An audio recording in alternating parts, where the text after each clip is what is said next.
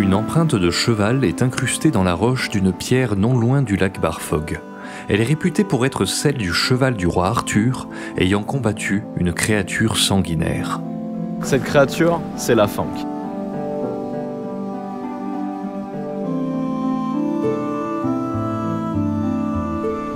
Bon alors, tu sais ce qu'on fait aujourd'hui, Fred? On va à côté d'une rivière, il me semble. Alors je vais t'amener voir une rivière légendaire qui abriterait une créature mystique. Il y a bien des années, ceux dont les maisons bordaient les rives de la rivière Conwy souffraient terriblement de fréquentes crues. Ces inondations ruinaient leurs récoltes, noyaient leur bétail et détruisaient leurs maisons. Les habitants des berges savaient que ces fléaux n'étaient pas le résultat de fortes pluies. Il n'y avait pas de cause naturelle. Il s'agissait des méfaits d'un monstre appelé la Fank, qui vivait non loin de la rivière dans le lac appelé l'Inirafank en langue galloise. Pour des raisons inconnues, la Fank devenait de plus en plus fâchée contre les hommes et provoquait de plus en plus de crues, causant beaucoup de dégâts et de malheurs. Les gens commençaient à être désespérés.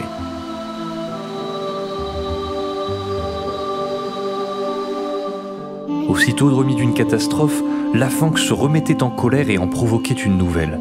On avait bien essayé de tuer le monstre plusieurs fois, par différents moyens, mais sa peau était si dure qu'elle ne pouvait être pénétrée ni par la lance, ni par l'épée, ni par la flèche.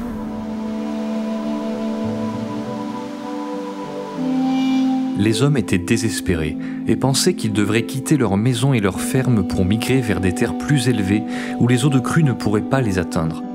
Mais les berges de la rivière Conwy étaient riches et fertiles, il n'y en avait de semblable nulle part ailleurs.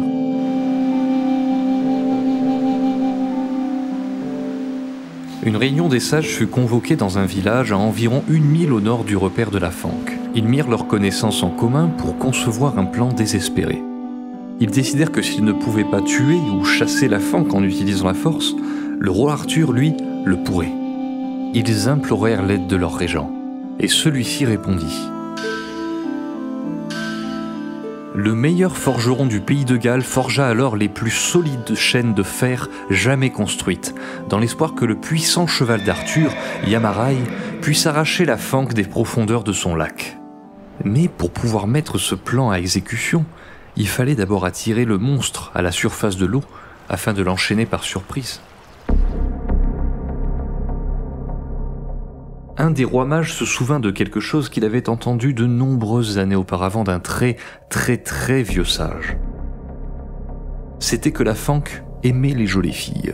Si une telle créature se montrait sur la rive, il surgirait certainement des eaux du lac pour aller à sa rencontre. Mais une des filles de la région serait-elle assez courageuse ou imprudente pour servir d'appât?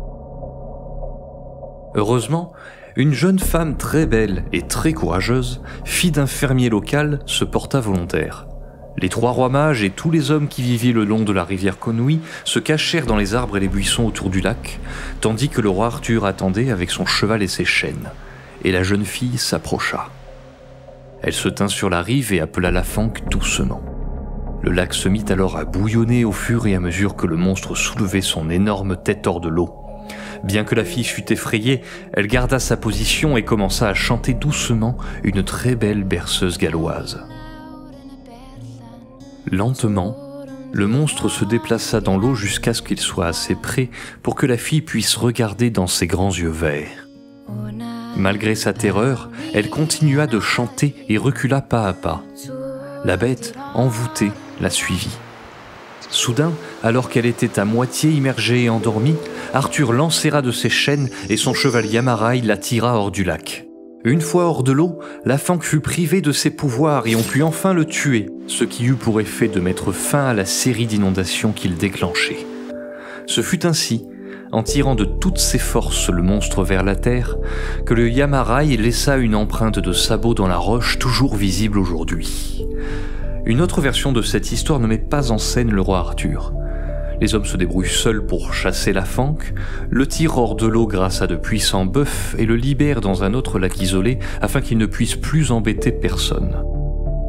Mais pour la légende concernant Arthur, certains croient encore que le roi reviendra le jour où le peuple aura vraiment besoin de lui.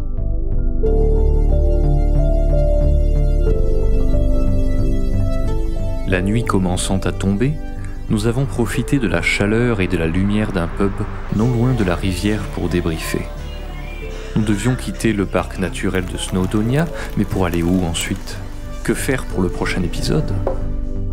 J'avais bien ma petite idée, mais je préférais garder la surprise pour mon coéquipier. Le lendemain, nous aurions de la route pour atteindre le cœur de l'Angleterre.